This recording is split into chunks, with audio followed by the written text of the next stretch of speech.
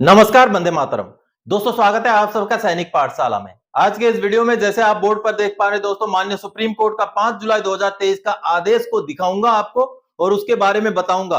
Case reject कर दिया माननीय सुप्रीम कोर्ट ने, लेकिन फिर भी उस आदेश का आने वाले समय में हर पूर्व सैनिक को असर होने वाला है और एक पॉजिटिव असर होने वाला है, अच्छा असर होने वाला है। कैसे होने वाला है यह आपको आगे वीडियो में बताऊंगा। और दोस्तों, साथ ही साथ मैं बताऊंगा कि कैसे रिकॉर्ड ऑफिस ने आदेश जारी कर दिया सीपीपीसी को और कहा है कि आप भुगतान कीजिए ओआरओपी 1 का, 7 सीपीसी का और साथ ही साथ ओआरओपी 2 का जो आपने सही भुगतान नहीं किया है। बाकायदा लेटर जारी कर दिया है, उसको भी दिखाऊंगा और समझाऊंगा। तो चलिए आगे बढ़ते। जैसे आप बोर्ड पर देख पा रहे हैं दोस्तों, ओआरओपी पर ऑनरेबल सुप्रीम कोर्ट का आदेश और ओआरओपी 1, 7 सीपीसी, ओआरओपी 2 के भुगतान को लेकर बैंक को रिकॉर्ड का पत्र। चलिए दोनों डॉक्यूमेंट के आधार पर दोनों विषयों के ऊपर आगे बढ़ते हैं। सबसे पहले 5 जुलाई 2023 का ऑनरेबल सुप्रीम कोर्ट का ऑर्डर सभी के लिए फायदेमंद है। कैसे है देखिए।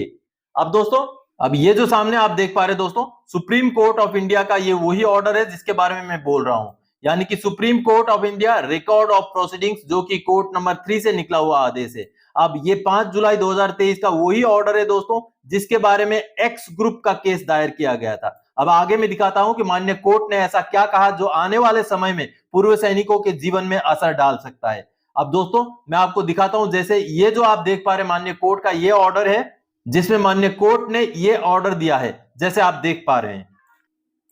अब ये ऑर्डर अभी अंग्रेजी में है, इसको मैं हिंदी में अनुवाद करके आपको समझाता हूं कि क्या ऐसी बातें यहां लिखी गई हैं जो हमारे लिए महत्वपूर्ण है। अब ये जो ऑर्डर का मैंने हिंदी में अनुवाद किया है दोस्तों, जिसको मैं आप सबको समझाता हूं, जैसे आप देख पा रहे हैं। अब इसको हिंदी में समझते हैं। देखिए, हम वर्तमान रेट याचिका पर विचार करने के इच्छुक नहीं है, क्योंकि हमें लगता है कि यदि याचिकाकर्ता सशस्त्र बल न्यायाधिकरण यानी कि एएफटी से संपर्क करते हैं तो यह अधिक उचित और वास्तव में अधिक प्रभावी और तेज होगा। उपरोक्त को दर्ज करते हुए मामले की योग्यता पर कोई राय व्यक्त किए बिना रिट याचिका पर विचार नहीं किया गया और खारिज कर दिया गया। एक तरफ से तो वो याचिका खारिज हो गई, लेकिन आगे जो लाइन है बहुत ही महत्वपूर्ण है। चूंकि यह मामला पेंशन से संबंधित है, इसलिए एएफटी से अनुरोध है कि मामले की शीघ्र सुनवाई की जाए।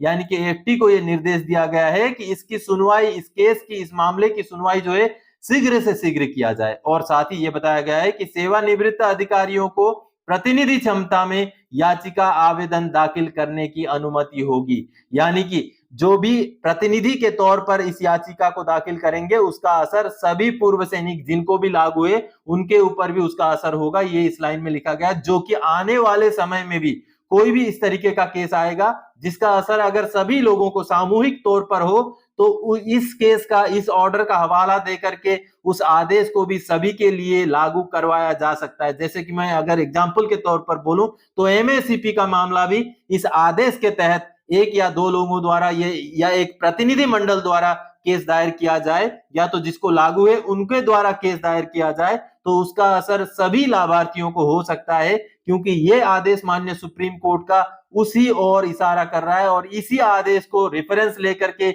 इसी आदेश को एक एग्जाम्पल के तौर पर, एक डॉक्यूमेंट के तौर पर पेश करके इस तरीके के जजमेंट सभी के लिए लागू हो सकते हैं दोस्तों।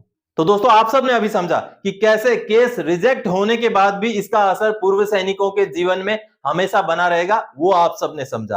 अब चलिए आगे बढ़ते हैं अगले विषय की ओर। पेंशनर की शिकायत पर रिकॉर्ड का एक्शन। जी हां, ओआरओपी 1, 7 सीपीसी, ओआरओपी 2 सब कुछ कैलकुलेशन कर दिया रिकॉर्ड ऑफिस ने। कहा जल्दी करो भुगतान।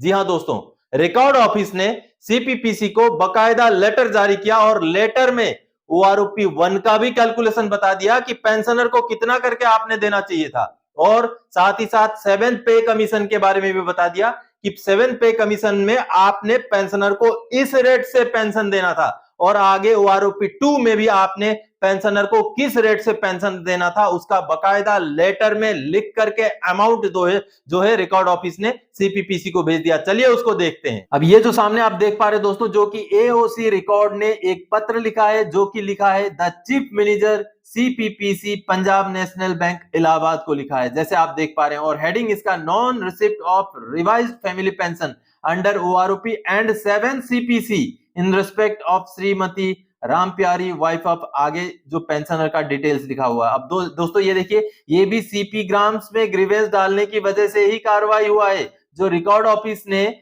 सीपीपीसी को जो लेटर लिखा है, ये सीपी ग्राम्स के ग्रीवेंस का असर है। आगे मैं बताता हूं दोस्तों कि किस तरीके से ये बहुत ही महत्वपूर्ण लेटर है। अब इस लेटर में बाकायदा जो ओआरओपी 1 है, 7th पे कमीशन है, सभी का हवाला दे करके कैलकुलेशन तक करके रिकॉर्ड ने सीपीपीसी को भेजा। ये देखिए दोस्तों, पैराग्राफ नंबर 3 में आप जैसे देख पा रहे हैं।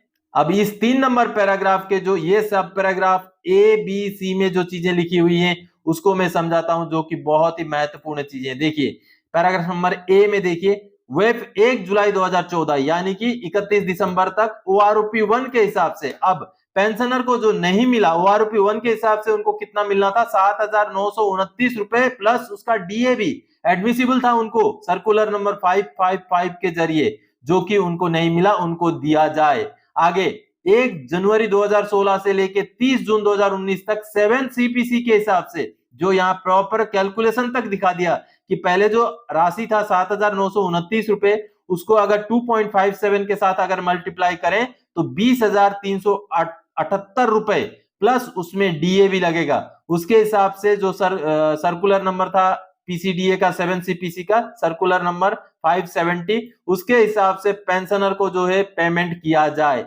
आगे ओआरओपी 2 का ये जो सब पैराग्राफ नंबर सी में आप देख पा रहे हैं, 1 जुलाई 2019 से लेकर के अभी तक का ओआरओपी 2 के हिसाब से रुपीज 21,300 रुपए प्लस डीए सर्कुलर नंबर 666 के हिसाब से पेंशनर को पे किया जाए। ये बिल्कुल साफ लहजों में रिकॉर्ड ऑफिस ने सीपीपीसी को बकायदा कैलकुलेशन शीट तक जारी कर दिया। अब दोस्तों आगे पैराग्राफ नंबर 4 में जो लिखा हुआ है, देखिए महत्वपूर्ण लाइन है, in order to redress grievance of pensioner it is again requested that her family pension may please be revised and arrears may please be remit into her account at the earliest। यानी कि उनकी शिकायत को खत्म करने के लिए उनके अकाउंट में पूरा का पूरा एरियर जल्द से जल्द भुगतान किया जाए, ये रिकॉर्ड ऑफिस में ने साफ लहजों में बोला है दोस्तों। और जैसे आप देख पा रहे हैं, इस लेटर का जो कॉपी है वो बकायदा आर्मी हेडक्वार्टर को भी दिया गया है, और जिस ब्रांच से वो पेंशन ले रही है उनको भी दिया गया है, और पेंशनर को भी उसका कॉपी दिया गया है।